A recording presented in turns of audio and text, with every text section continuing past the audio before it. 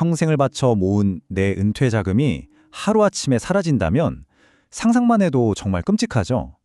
근데 이게 대한민국을 뒤흔들었던 라임 옵티머스 사태에선 그냥 현실이었습니다. 오늘은 이 거대한 금융사기 사건에 대해서 법원이 과연 어떤 판결을 내렸는지 그 핵심을 제대로 한번 파헤쳐 보겠습니다. 자, 한번 생각해 보세요. 은행 직원이 이건 절대 안전합니다 라고 해서 믿고 투자했는데 알고 보니까 그게 사실 내 전 재산을 노린 치밀한 함정이었다면 어떨까요? 바로 이 무서운 질문이 오늘 이야기의 시작점입니다. 평범한 은퇴자 A씨, 또 회사의 복지기금을 관리하던 B씨, 이런 분들이 바로 이런 달콤한 말에 속아 넘어갔습니다. 은행 VIP룸에서 안전하면서 수익도 높다는 말을 들었죠. 근데 바로 그 약속과 끔찍한 현실, 그 사이의 간극이 모든 비극의 시작이었습니다. 하지만 그 약속은요, 정말 순식간에 깨져 버렸습니다. 라임과 옵티머스 펀드의 환매가 갑자기 중단된 겁니다. 안전자산에 투자된다고 철석같이 믿었던 돈은 사실 부실 기업으로 다 흘러들어가 버렸고 투자자들에게 돌아온 대답은 줄 돈이 없다는 차가운 통보뿐이었죠. 자, 이 사태를 두고 책임 공방이 정말 치열하게 벌어졌습니다. 투자자들은 이건 명백한 사기다, 위험하다는 말 한마디도 못 들었다 하고 주장했고요. 금융사들은 아니 원래 고위험 상품이고 투자자 본인 책임 하에 투자한다고 서명까지 하지 않았냐며 맞섰죠. 이렇게 완전히 상반된 두 주장이 법정에서 정면으로 충돌한 겁니다. 자, 그럼 법원은 과연 누구의 손을 들어줬을까요? 여기서부터 이 이야기가 진짜 흥미로워집니다. 왜냐면요, 정말 비슷한 상황에 처한 투자자들이었는데 어떤 사람은 돈을 돌려받고 또 어떤 사람은 모든 걸 잃었거든요. 왜 이런 엄청난 차이가 발생했을까요? 여기 두 개의 판결을 한번 보시죠. 한 사건에서는 투자자들이 패소해서 돈을 한 푼도 돌려받지 못했습니다. 그런데 다른 사건에서는 법원이 금융사의 책임을 인정해서 투자자들이 이겼어요. 도대체 이 두 판결의 운명을 가른 결정적인 차이는 무엇이었을까요? 네, 지금부터 그 승패를 가른 절정적 기준, 그러니까 법원의 판단 원칙, 그 비밀을 한번 풀어보겠습니다. 법원이 가장 먼저 기본적으로 고려하는 원칙이 있습니다. 바로 투자자 자기 책임의 원칙이라는 건데요. 이게 뭐냐면 특히 사모펀드처럼 소수의 전문가들을 대상으로 하는 고위험 상품은 투자자가 어느 정도 위험을 감수하고 본인 책임하에 투자한 걸로 본다는 거죠.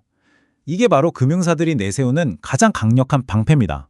하지만 투자자에게도 아주 강력한 무기가 있습니다. 바로 불안전 판매라는 개념이에요. 금융사가 상품을 팔 때 법으로 정해진 아주 중요한 의무를 어기고 위험성을 일부러 숨기거나 거짓으로 설명했다면 그때는 이야기가 완전히 달라집니다. 우리나라 자본시장법은요, 전문가가 아닌 일반 투자자들을 보호하기 위해 두 가지 중요한 안전장치를 마련해뒀습니다. 첫째는 고객의 위험 감수 성향에 맞는 상품만 권해야 한다는 적합성의 원칙이고요. 둘째는 원금 손실 가능성 같은 치명적인 위험은 반드시 꼭 설명해야 한다는 설명 의무입니다. 그래서 핵심은 바로 이겁니다.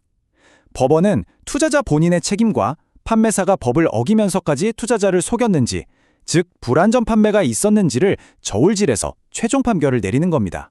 앞서 봤던 그 승소 사례가 바로 이 지점을 명확하게 보여주는 거죠. 당시 법원은 금융사가 고객의 투자 성향이 위험 회피형이라는 걸 뻔히 알면서도 초고위험 상품을 권유한 건 명백한 불안전 판매라고 딱 판단했습니다. 이게 바로 승리의 열쇠였던 겁니다. 자, 그럼 이 복잡한 법적 원칙을 우리 실생활에 한번 적용해 볼까요? 이런 위험으로부터 내 소중한 돈을 지킬 수 있는 구체적인 행동 지침, 지금부터 딱 알려드립니다. 앞으로 복잡한 금융상품에 가입할 때 이 세 가지 단계만 꼭 기억하시면 됩니다. 솔직하게, 꼼꼼하게, 그리고 현명하게. 자, 하나씩 자세히 살펴볼까요? 첫째, 투자 성향 분석서. 이건 나중에 문제가 생겼을 때 불안전 판매를 입증할 가장 강력한 증거가 됩니다. 만약에 직원이 상품 가입을 위해서 공격 투자형으로 체크하셔야 돼요 라고 유도하더라도 절대 따라가시면 안 돼요. 여러분의 실제 성향을 반드시 정직하게 표시해야 합니다. 둘째, 서류에 서명하는 그 순간 법적으로 여러분은 모든 위험을 이해하고 감수한다고 동의하는 것과 똑같습니다.